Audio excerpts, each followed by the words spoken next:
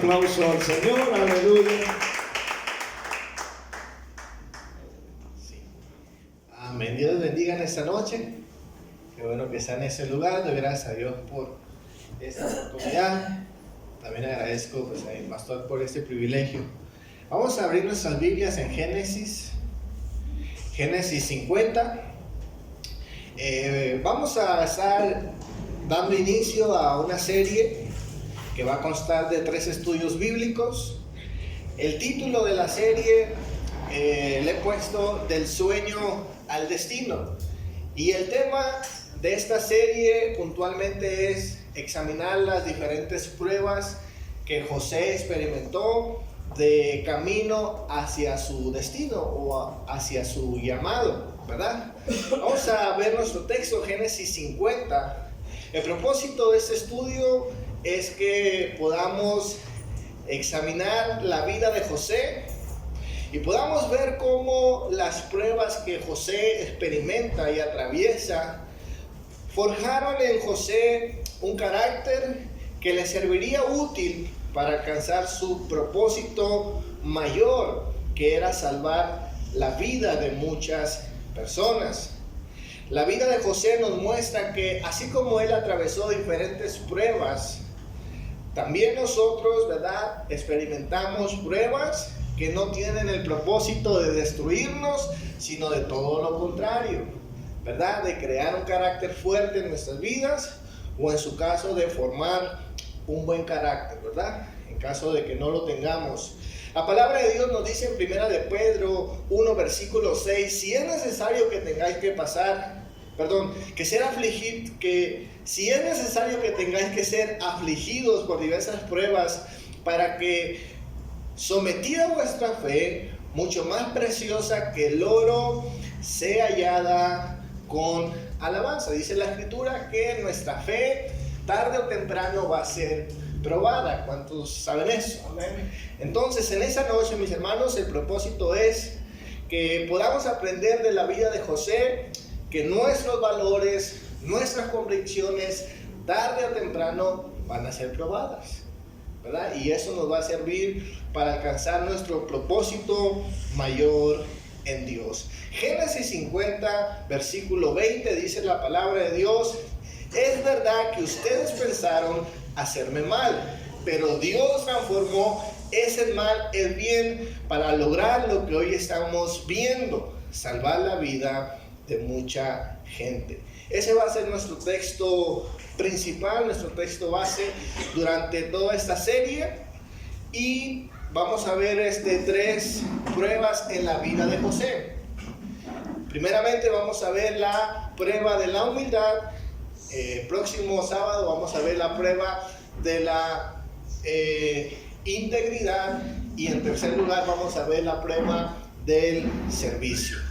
Vamos pues a introducirnos en este día al tema que hoy nos convoca, el tema que hoy nos toca, y es el tema de la humildad, ¿verdad? Si usted está apuntando, póngale como título al tema de hoy, la prueba de la humildad.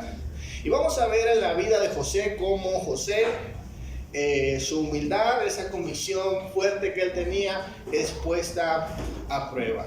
Se cuenta la historia de un rey muy sabio, de un rey y un sabio, y se dice que en una ocasión este rey, que era muy poderoso, era conocido por su gran riqueza y su imponente castillo, pero dice la historia que sin embargo era un rey muy orgulloso. Escuche bien.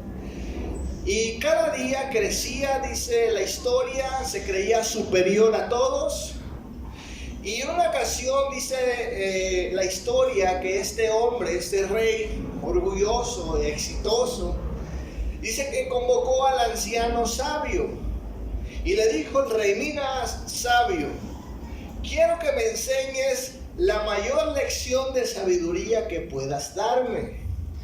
Y el sabio dice que lo llevó a un campo y le pidió que recogiera un puñado de tierra. Luego le dijo: sujétala con fuerza en tu mano. El rey cerró el puño con fuerza pero la tierra comenzó a escurrirse en sus dedos. Y el sabio le dijo: ¿ves? Así es el orgullo. Cuando te aferras a él, lo pierdes todo. Luego el sabio le pidió que abriera la mano con suavidad y que dejara que la tierra reposara sobre su palma. Esta vez la tierra no cayó. El sabio viene nuevamente y le dice: ¿ves? Así es la humildad, majestad. Quien abre su mano y su corazón retiene lo más valioso. La historia termina diciendo: desde aquel día el rey aprendió que la grandeza no está en el poder, sino en la humildad. Amén. Escuche bien, la humildad, mis hermanos, nos lleva a retener cosas valiosas en nuestras vidas. ¿Cuántos saben eso? Por otro lado, el enemigo de la humildad, el orgullo, a veces nos hace perder todo. ¿Cuántos dicen amén? En esta noche vamos a ver cómo afectó el orgullo en la vida de José. Vamos a ver en primer lugar en esta noche José el humilde. Si tiene su Biblia, ábrala conmigo en Génesis 37. Dice la palabra de Dios en el versículo 1 al 4. Jacob se estableció en la tierra de Canaán, donde su padre había residido como extranjero. Esta es la historia de Jacob y su familia. Cuando José tenía 17 años, apacentaba el rebaño junto a sus hermanos, los hijos de ¿cómo se pronuncia?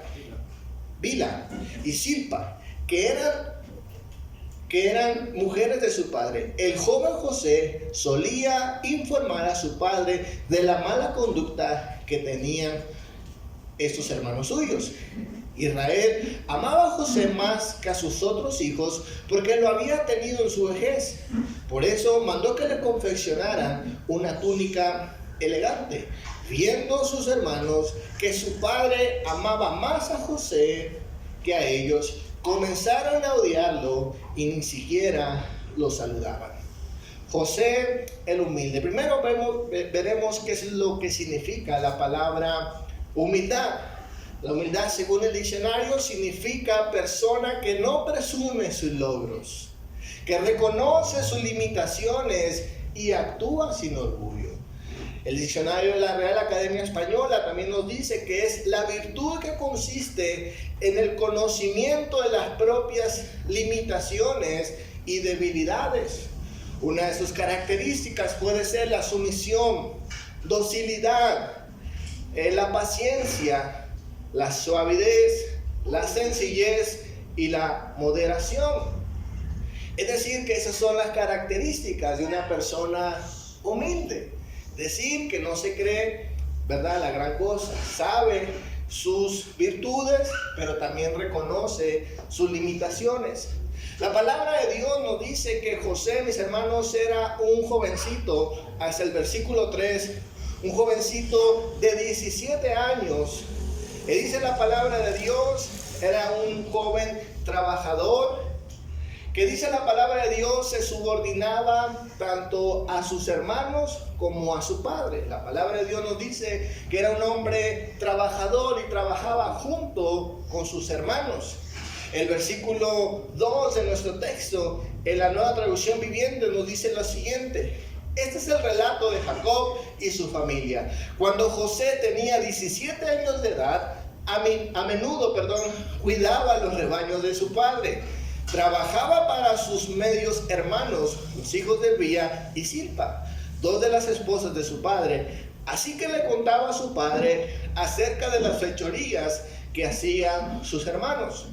Aquí vemos algunas cosas interesantes en la vida de José. Primeramente, una persona que se subordina a sus hermanos, pero a su vez sus hermanos trabajaban también para los rebaños de su padre. Es decir, que hay un orden, ¿verdad?, de jerarquía, de autoridad en este trabajo. ¿Cuántos logran entender eso? Amén. Y José tiene la facilidad, ¿verdad?, de subordinarse a esto para poder trabajar en armonía. Ahora escuche bien, El que una persona sea humilde, sea tratable, sea dócil para obedecer, no significa que sea una persona que se deje, ¿verdad?, manipular o sea permisiva ante ciertas cosas que estén incorrectas. Nuestro texto nos dice que cuando José miraba las cosas que hacían mal sus hermanos, él iba directamente con su padre. ¿Cuántos leyeron eso? ¿Sí?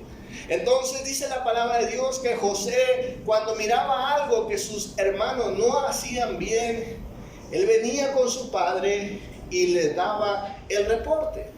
Algunas personas, algunos comentaristas ven esta actitud como algo incorrecto, ¿verdad? Como algo malo. Pero viendo eso en contexto, vemos que es una actitud esperada en la vida de José. José no estaba, ¿verdad?, solapando las cosas malas que hacían sus hermanos. Él es un jovencito que quizás no tiene mucha experiencia, pero sabe, ¿verdad?, que las cosas incorrectas hay que comunicarlas. ¿Cuántos dicen amén? Amén. Ahora, eso es lo primero que encontramos. Una persona humilde, no es una persona, ¿verdad?, sin razonamiento, no es una persona que tolera las cosas malas. ¿Cuántos me regalan un fuerte amén? ¿Verdad? Que de pronto creemos que ser humilde es ser permisivo con los abusos, ¿verdad? Ser permisivo con los fraudes, las cosas malas que se hacen. José es una persona que respeta la autoridad de sus hermanos, pero también respeta la autoridad mayor que es su padre. Escuche bien. José es un hombre, es un jovencito que se subordina a la autoridad delegada. Escuche bien. En nuestra vida, usted y yo, mis hermanos, nos enfrentamos ante esta realidad. Desarrollamos humildad cuando respetamos la autoridad de los demás. Por ejemplo, cuando usted llega por primera vez a un trabajo, usted lo que menos quiere es ser una persona orgullosa, altanera, sino comienza a trabajar en humildad. Se subordina a lo que su jefe le dice, ¿verdad? Se subordina a sus compañeros, intenta caer en gracia con ellos y desarrollar una buena relación donde la humildad nos permite, ¿verdad?, trabajar de esa manera. ¿Cuántos dicen amén? Es decir, que cuando nosotros somos humildes, encontramos, mis hermanos, que es una bendición. Nos abre puertas para obtener bendiciones y favores tanto de Dios como de las personas. Proverbios 22, versículo 4 nos dice: recompensa de la humildad y del temor al Señor son la riqueza, la honra y la vida. Proverbios 15, versículo 33 nos dice: del temor del Señor imparte sabiduría. La humildad precede a la honra. Salmo 138, versículo 6 dice: el Señor es el censo, pero toma en cuenta al humilde y reconoce de lejos al orgulloso. Es decir, que ser humilde es una bendición. Si usted es humilde, amén, si usted está desarrollando humildad, déjeme decirle que es una bendición y es algo bueno. ¿Cuántos dicen amén? Amén. Vamos a ver nuestro segundo punto. La humildad será puesta a prueba. Escuche bien. Podemos ver la vida de José, un jovencito de 17 años, que no tiene mucha experiencia de vida, ¿verdad? Que va creciendo, que va acumulando experiencias, oportunidades. Pero dice la palabra de Dios que una de las primeras cosas que le van a suceder a José es que su humildad es puesta a prueba. Quizás no se está dudando de que sea una persona buena, José. Pero sí lo que se trata en este punto es ¿qué tanto nos dura la humildad? ¿Cuánto dicen amén? ¿Cuánto va a soportar nuestra humildad? La humildad, mis hermanos, debemos estar conscientes, tiene un tiene un enemigo que tiene nombre y apellido. Es el orgullo. Dice el comentarista C.S. Lewis: no hay defecto que haga un hombre más impopular, y ninguno del que seamos menos inconscientes en nosotros mismos. Cuanto más lo tenemos en nosotros mismos, más nos gusta. Al vicio que me refiero es el orgullo. Ese comentarista dice que cuanto más tenemos orgullo, menos a veces nos damos cuenta, ¿verdad? Porque es algo sutil. En la vida de José vemos cómo el orgullo se hace presente.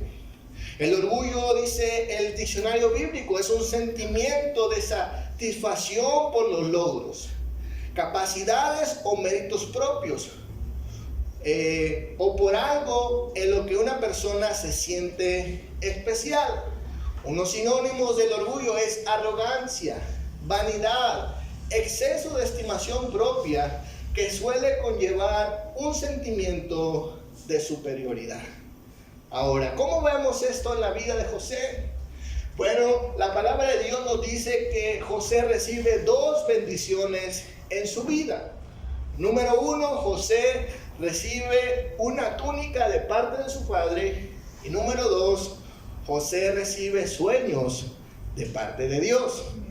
Vamos a explicar estas dos cosas. Génesis 37, versículo 3 al 7. Israel amaba a José más que a sus otros hijos, porque lo había tenido en su vejez. Por eso mandó que le confeccionaran una túnica muy elegante. Viendo sus hermanos que su padre amaba más a José más que a ellos, comenzaron a odiarlo y ni siquiera lo saludaban. Cierto día, José tuvo un sueño. Cuando se lo contó a sus hermanos, le tuvieron más odio. Pues dijo: préstenme atención que les voy a contar lo que he soñado. Resulta que estábamos todos nosotros en el campo atando gavillas. De pronto mi gavilla se levantó y quedó erguida, mientras que las de ustedes se juntaron alrededor de la mía y se inclinaron a ella. Veamos primeramente la cuestión de la túnica. Escuchen bien. La túnica no es simplemente un regalito que su padre le hace a José, sino esta túnica, mis hermanos, tiene un simbolismo muy especial. La palabra de Dios nos dice en el texto leído que le dio una túnica especial. La Reina Valera traduce como una túnica de colores, ¿cierto? ¿Sí? Túnica de colores. La versión que yo estoy leyendo, la Nueva Versión Internacional, traduce como túnica especial. Y es un poquito más exacta esta traducción, porque puede haber sido que sea una túnica de colores, pero lo que está tratando de transmitir el texto es que esta túnica especial que Jacob le dio a José, era una túnica, nos dice el comentarista John Walton en su comentario bíblico al contexto histórico, nos dice que esta túnica era una túnica especial que implicaba posición de autoridad. Era una túnica que era una túnica larga hasta los pies y una túnica de manga larga. Estas túnicas especiales únicamente eran otorgadas a los líderes de las comunidades, es decir, ¿verdad?, los padres de familia o las personas que tenían a su dominio siervos y esclavos o trabajadores. Lo que vemos en la vida de José es que esta túnica representa un trato de primogénito. Escuchen bien. Y este trato que José está recibiendo es un trato especial y es un trato no legítimo. ¿Por qué? Porque él no es mayor de edad y segundo, él no es el primogénito de los hijos de Jacob. ¿Sí? Entonces, esta túnica representa una posición, escuche bien, de autoridad, de liderazgo que José no merece. Podríamos decir que es una bendición en gracia, un favor, ¿verdad?, para la vida de José. Pero escuche bien, dice la palabra de Dios que cuando José recibe este regalo, sus hermanos lo dejaron. Porque José pasó de ser ese jovencito servicial, ese jovencito que estaba subordinado a su padre y a sus hermanos. José pasó a ser pues el mero mero. Escuche bien. Y la única razón que da el texto o la palabra de Dios es que Jacob lo amaba más.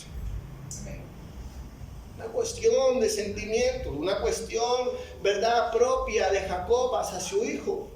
Injusta o no injusta, era el amor de un padre hacia José. Es decir, que lo recibe en gracia. Solamente hay una razón: él lo amaba más que a todos sus hermanos. Escuche bien, ¿qué sucede cuando usted y yo recibimos este tipo de bendiciones? Cuando recibimos, ¿verdad?, en este caso, posiciones de bendición, posiciones de privilegio, que muchas veces nosotros nos damos cuenta que no merecemos. Si somos sinceros, muchas veces este tipo de cosas, ¿verdad?, ocasionan cierto orgullo. Amén. ¿Verdad? Uno empieza a creérsela, uno empieza a pensar de que estamos en tal posición o tenemos cosas que otros no tienen porque somos mejores, ¿verdad? Porque hacemos cosas que quizás otros no hacen. José está en esta posición. Escuche bien, José no solamente tiene una túnica que representa esta autoridad, pero José tiene algo que sus hermanos no tienen. Ahora bien, hay muchas cosas que nos causan orgullo a nosotros. A veces hemos escuchado y hemos visto a gente que menosprecian a otros, ¿verdad? Quizás por el dinero que ganan en sus trabajos. O hay gente que se siente orgullosa por tener un trabajo que otros no tienen. E incluso hay gente, mis hermanos, que al ver que otras personas tienen sus familias destruidas o perdieron a sus padres, a sus seres queridos, y de pronto ellos tienen la familia completa, la familia bendecida, muchas veces por causa de eso se sienten superiores a los demás. ¿A cuánto les ha pasado eso? ¿Verdad? Que comienza nuestra humildad a ponerse a prueba cuando recibimos bendiciones inmerecidas. Podemos caer en esta tentación. Veamos en segundo lugar el tema de los sueños. Escuche bien, aquí es importante, porque José recibe el título, ¿verdad?, en la tradición popular, en la tradición cristiana y fuera de ella, es conocido José como José el soñador, no el bailador, ¿verdad? Ese es otro. Ese es Sergio el bailador, ¿verdad? Ya lo confundimos de nombre. José el soñador. Mire, la palabra de Dios nos dice que José recibe sueños. Pero puntualicemos una cosa: los sueños que José recibe no son en el término en que hoy definimos los sueños. Hoy definimos los sueños como deseos o metas que las personas queremos alcanzar, ¿verdad? Por ejemplo, usted dice, yo sueño con irme a Estados Unidos, ¿verdad? O yo sueño conocer a Messi o a Cristiano Ronaldo, ¿verdad?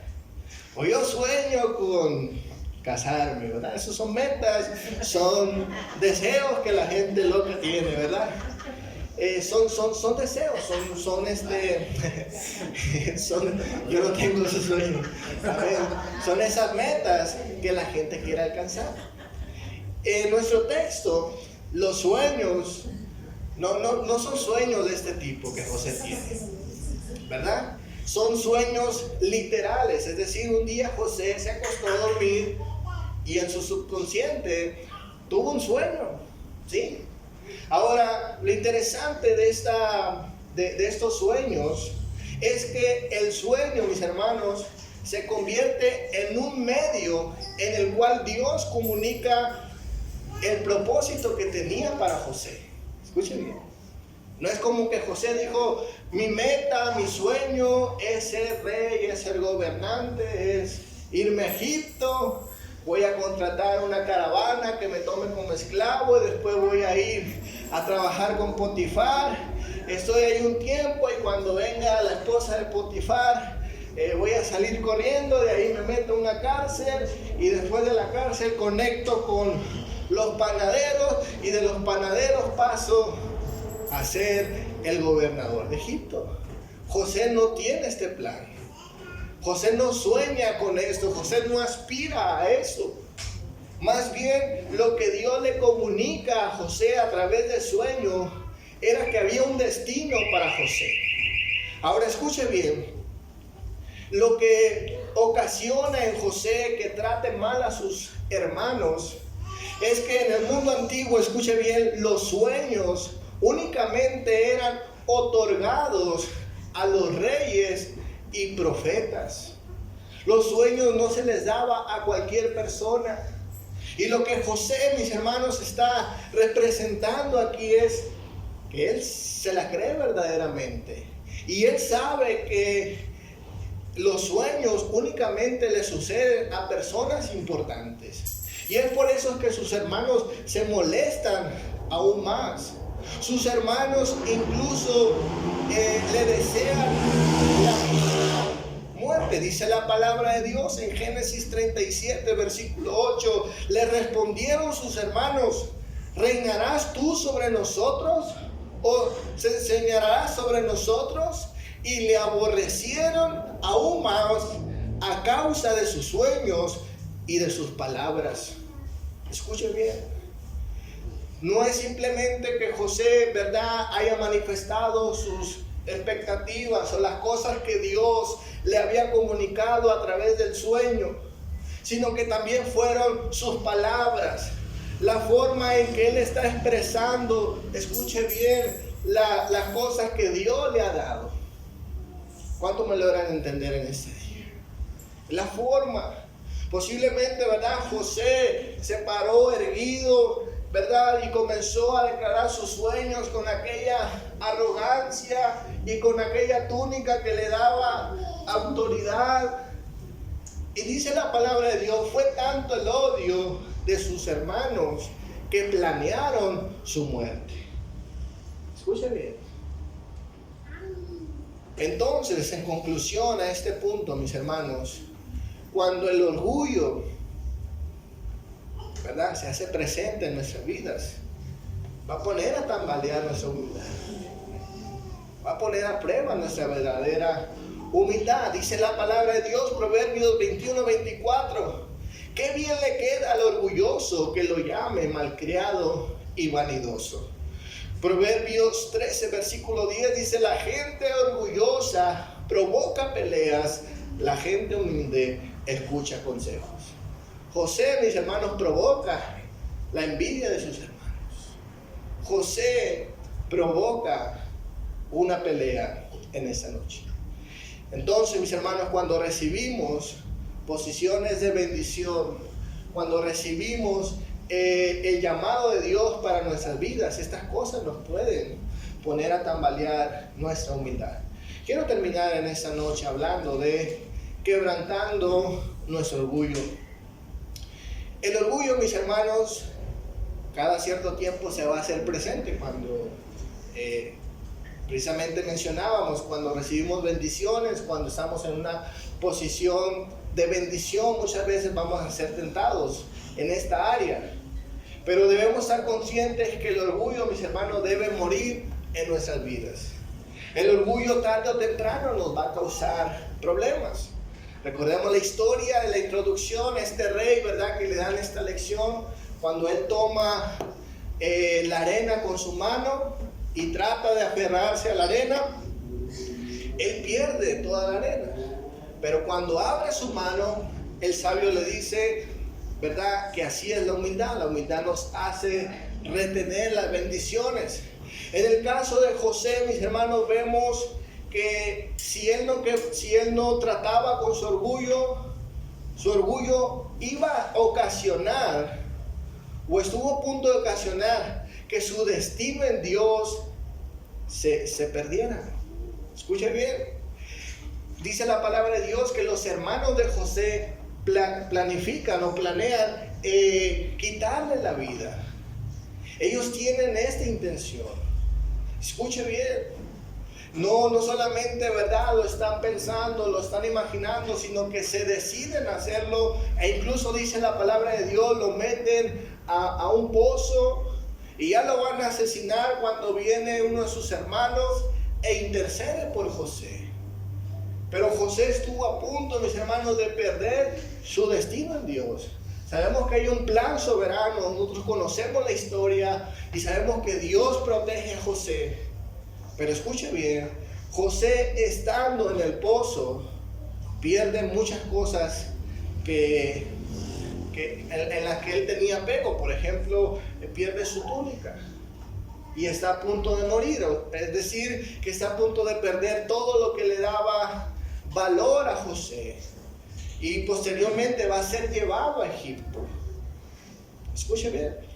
Lo que vemos en nuestra historia, mis hermanos, es que el orgullo de José fue quebrantado a tiempo. Escuche bien. El orgullo de José fue quebrantado a tiempo. Y eso muchas veces es vergonzoso. Es triste, mis hermanos, ser humillado. ¿Cuántos dicen amén? Pero yo no le quiero profetizar, pero se lo voy a decir. Y lo digo para mí también. Si no es así, mis hermanos, si no somos humillados, la vida se encarga de hacerlo. La vida se encarga de ponernos en nuestro sitio. Amén. Y muchas veces puede ser más vergonzoso todavía. Y no solamente vergonzoso, sino doloroso. ¿Cuántas historias no hemos escuchado de gente que tenía un destino en Dios y por causa de este tema lo han perdido? Por no doblegar su orgullo, por no reconocer, ¿verdad?, quizás su pecado, su maldad, por no hacer las paces con Dios. Mucha gente pierde su destino. Prefiere, mis hermanos, ¿verdad?, que el diablo y el mundo los humille, a ellos humillarse, a ellos reconocer. En el caso de José, escuche bien, José, su orgullo fue quebrantado a tiempo. Ahora, algo interesante en nuestra historia es que José, mis hermanos, aunque fue humillado en ese tiempo y quizás sus hermanos planeaban algo cruel, algo malo para su vida, este quebrantamiento a su orgullo lo acerca más a su destino. No le ocasiona un problema, lo va acercando más a su destino. José desconoce todo esto que está sucediendo en su vida, pero esto lo va a acercar más a su destino. Entonces, eso nos lleva, mis hermanos, a hacer la siguiente declaración. Cuando quebrantamos nuestro orgullo, mis hermanos, no estamos retrocediendo, estamos avanzando. Aleluya. ¿Cuánto dicen amén? Nos acercamos a lo que Dios quiere formar en nosotros. Dios quiere personas humildes, sencillas. ¿Cuánto dicen amén? Proverbios 29:23 dice: el que se cree más que los demás será humillado, y el que se humille será hecho importante. Pues sí, qué bendición. ¿Cuántos dicen amén? En Deuteronomio 17, versículo 12, la palabra de Dios nos dice algo muy interesante y que estuvimos leyendo en nuestras lecturas de este mes en el grupo de Sin Prisas y Sin Pausas. Vamos a leer Deuteronomio 17, versículo 12. Dice: si alguno de ustedes por orgullo se niega a aceptar la decisión del juez o del sacerdote, que son servidores de Dios, serán condenados a muerte. Si ustedes obedecen a estos mandamientos, no habrá maldad en Israel, porque el pueblo tendrá miedo y entenderá que no debe de ser orgulloso. Escuchen bien. Aquí la palabra de Dios a través de Moisés le da una dirección al pueblo y les dice: mira, el orgullo es un pecado. Y si alguien tiene orgullo debe morir. Y la gente debe de aprender que no es bueno ser orgulloso. Estamos hablando, mis hermanos, de un pecado interno, ¿verdad? Un pecado que a veces tratamos de ocultar, camuflajear, pero que tarde o temprano tiene un resultado. El salmista nos dice en el Salmo 19, versículo 12, dice: nadie parece darse cuenta de los errores que comete. Perdóname, Dios mío, los pecados que cometo sin darme cuenta. Líbrame del orgullo, no dejes que me domine. Líbrame de la desobediencia para no pecar contra ti. Aquí vemos un hombre, mis hermanos, que dice: yo prefiero que mi orgullo a tiempo sea quebrantado. En esa noche, mis hermanos, debemos dejar que Dios quebrante nuestro orgullo para avanzar a nuestro destino. ¿Cuántos dicen amén? Quiero terminar con esas palabras del predicador Jonathan Edwards. Dijo lo siguiente: recuerda que el orgullo es la peor víbora que hay en el corazón, el mayor perturbador de la paz del alma y de la buena comunión con Cristo. El orgullo fue el primer pecado cometido y yace en lo profundo de los cimientos del edificio de Satanás. Y es desarraigado con la mayor dificultad. Y es el más oculto secreto y engañoso de todos los deseos. Escuche bien, la palabra de Dios nos dice, mis hermanos, que Jesucristo también fue tentado con esto. Pero dice la palabra de Dios que Jesucristo venció esta prueba o esta tentación. Hebreos 4, versículo 14 nos dice: por lo tanto, ya tenemos un gran sumo sacerdote que entró en el cielo, Jesús el Hijo de Dios. Aferrémonos a lo que creemos. Nuestro sumo sacerdote comprende nuestras debilidades porque enfrentó todas y cada una de las pruebas que enfrentamos nosotros. Sin embargo, Él nunca pecó.